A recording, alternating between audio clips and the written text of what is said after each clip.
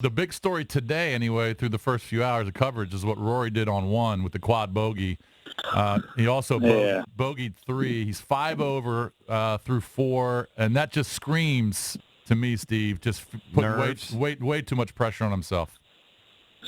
It's the great equalizer in sports, man. No matter what sport it is, if it's a team sport, if it's an individual sport, pressure is the great equalizer. And you could say Rory was playing well and is the best player in the world, but once you have the weight of the country on you, once you have all the eyeballs on you, once you have all the attention shining on you, and you're in your home country playing a major for the first time in your career, it's a lot. It's a lot to handle. Having said that, to hit an iron out of bounds off the tee is just inexcusable. That's not hitting a driver on the first tee at Augusta in the final group with Patrick Reed a couple of years ago. For him to hit an iron and smother it and hit it out of bounds left, and then, almost hit one out of bounds to the right, and then hit it into the garbage, and then drop 3 penalty strokes on the first hole. That's inexcusable. It's all nerves. And it's not affecting Graham McDowell. He's 2 under. It is nerves. No, Graham's fine. Darren Clark was the first player to play this morning. He's from Northern Ireland, shot even par. He's north of 50 years of age. Right. So it was 100% nerves on Rory's part. It's too bad. I mean, you guys know how I feel about Rory. He's a great kid. But clearly the pressure got to him on that first hole. So I see Phil had an interesting day so far. He's only how many holes has he played? 12 holes. He's 4 over. He lost all this weight in the last week or two. Clearly kind of grasping at anything to get him going. What's your take on Phil? You think he lost 15 pounds in 6 days? Come on, man. You can't. Isn't that like physiologically? Yeah, you could have a colon 4 straight days and not lose 15 pounds. Right. But he lose 3. Yeah, come on. 3 pounds. He looked a little lighter to me. Come on. A little bit. Yeah. Oh, come on, man. I mean, I think Phil is in a precarious time with his career. He won earlier this year at Pebble Beach. Right.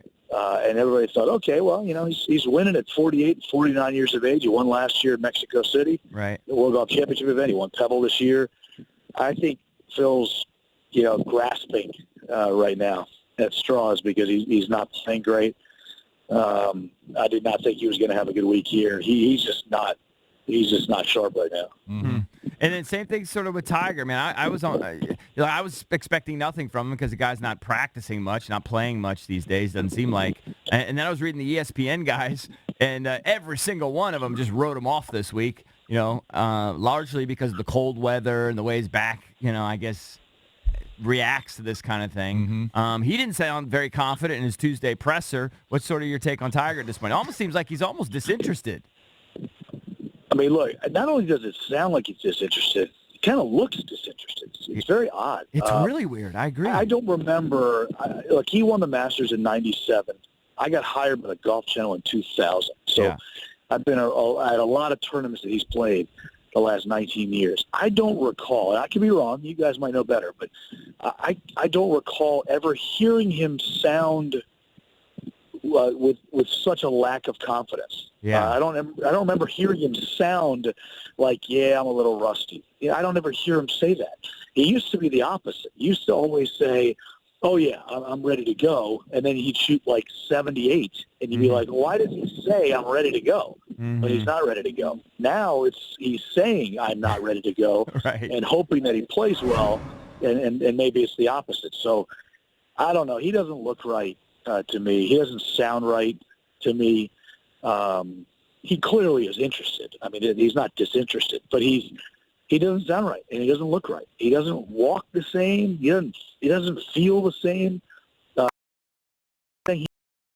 After that victory at the Masters in April, I don't think that at all. But what I do think is his body's on borrowed time, and I think that when you don't play in between the Masters and the PGA, and you don't play between the the U.S. Open and the Open Championship, then clearly your body is not right. He's played 12 rounds of golf, 12 rounds since he won the Masters. Yeah. That's not a lot of golf at the highest level. Well, So that should tell you. something clearly is a little off. Yeah, that should tell you. We talked to Steve Sands. He's over there at Portrush in Northern Ireland covering it for Golf Channel.